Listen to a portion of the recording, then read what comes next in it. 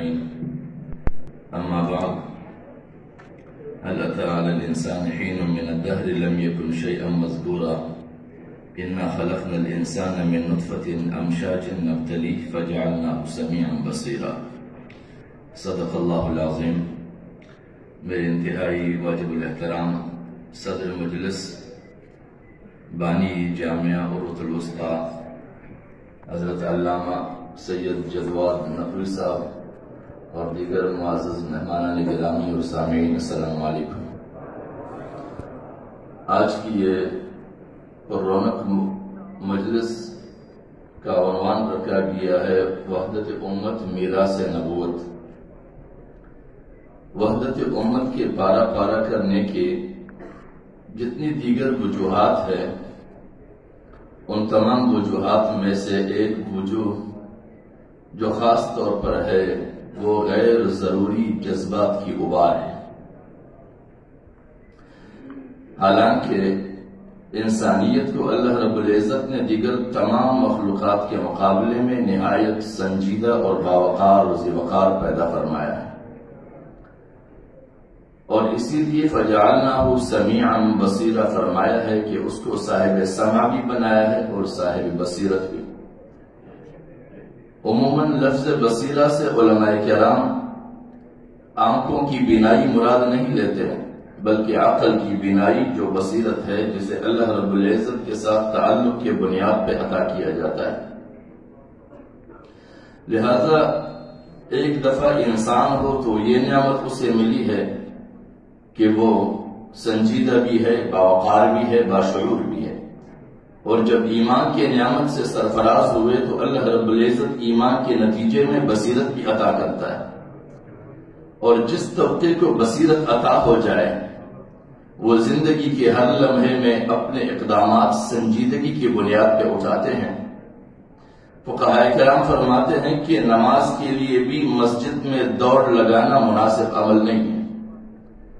اس کی بنیادی وجہ یہ ہے کہ یہ انسان ہے، انسان میں پھر مومن ہے، اور پھر اللہ کی عبادت گاہ میں یہ جا رہا ہے تو ایک لحاظ سے وہ اپنے وقار کو بھی مجروح کر رہا ہے اور اللہ کے معبد خانے کی وقار کو بھی مجروح کر رہا ہے. اور ایک اور روایت بیان کی جاتی ہے کہ حضور نبی اکرم صلی اللہ علیہ وسلم کے ساتھ 1400 صحابہ کرام کا قافلہ جنگ خیبر کے موقع پر چلے جا رہے ہیں، اور جب ایک اونچے ٹیلے پر یہ قافلہ چڑھا اور اس قافلے کے آگے جو جھنڈا لے کے چل رہا تھا اس کی جب نگاہ قافلے پہ پڑی تو اس کے جذبات ابھرے اور اس نے زوردار کا نعرہ تکبیر لگایا، اور حضور نبی اکرم صلی اللہ علیہ وسلم نے فوراً اس کو متنبہ فرمایا کہ اتنے زور سے نعرہ لگانے اور چیخنے کی ضرورت کیا ہے؟ کیا آپ ایک غافل اور خوابیدہ خدا کو یاد کر رہے ہیں؟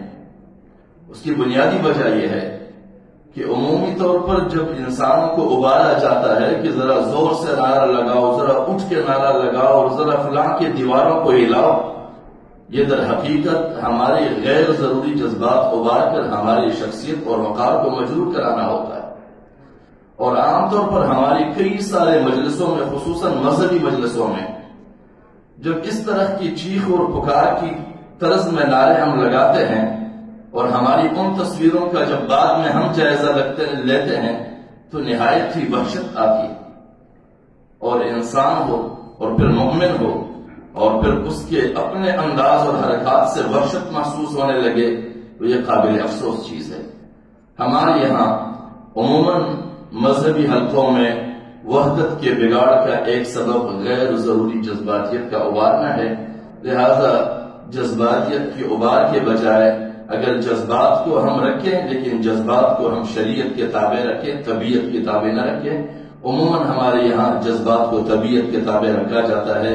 اور ایک اور بات عرض کرتا ہوں کہ عموماً ہم وحدت امت کے حوالے سے مجالس کی باتیں سنتے تھے.